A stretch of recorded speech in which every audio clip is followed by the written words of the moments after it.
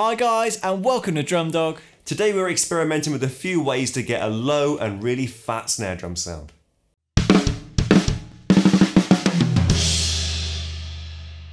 Now, a really low and fat snare sound has become massively popular over the last few years, but it is a really hard sound to dial in tuning wise, purely because of the overtones a snare is going to give us when we tune that batter head so low. It can really get those wires excited, as you'll hear here.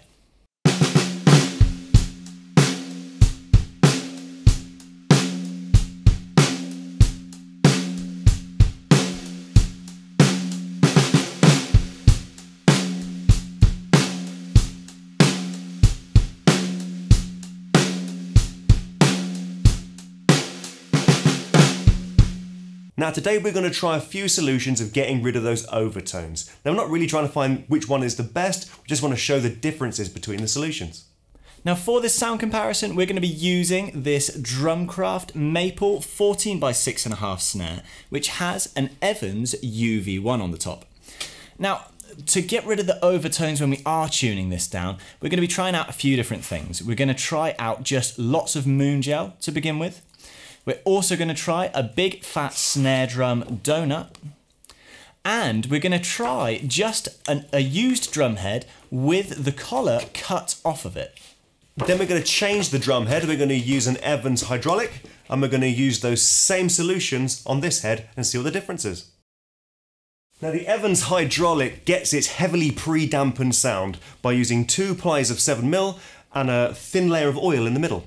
It's going to be really interesting to see how the same dampening devices, our Moongel, our big fat snare drum and our cutout head sound on the heavily dampened hydraulic versus a single ply coated head. Let's get into it.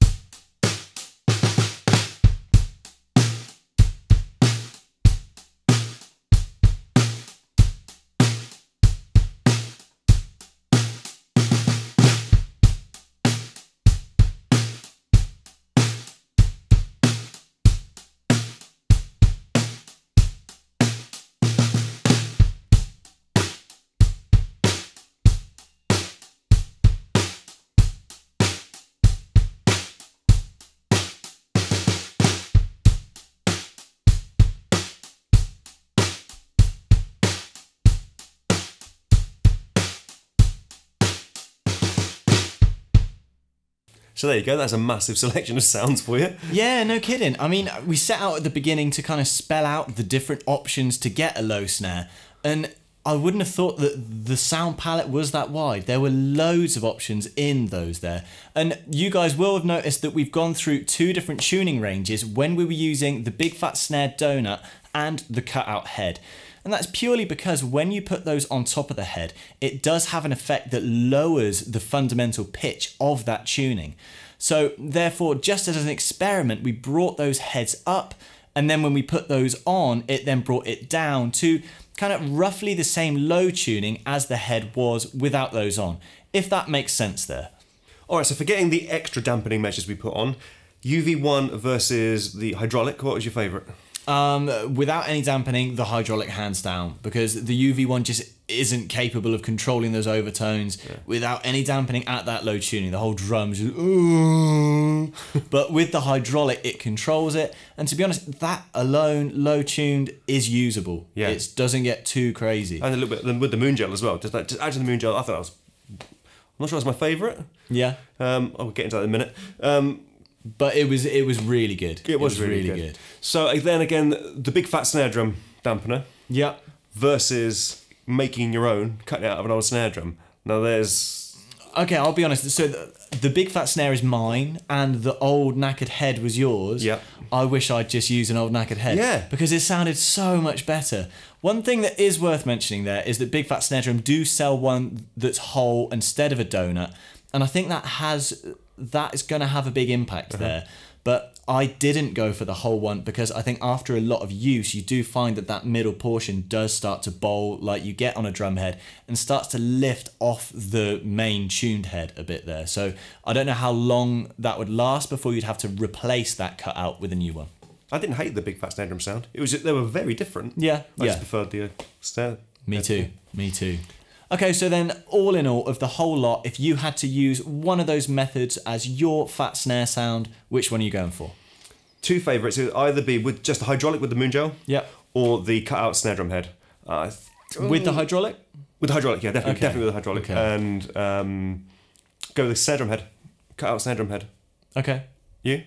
I'm the same. I think hydraulic with the cutout head sounded lower than I think a snare should ever be. And that's exactly what we were aiming for, so I love it.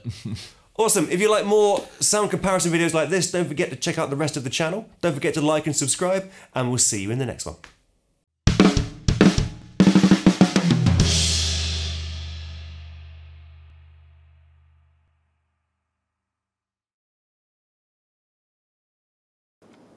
Go for it. Oh, yeah. Funnily enough, it's quite hard to do, you silly. Oh!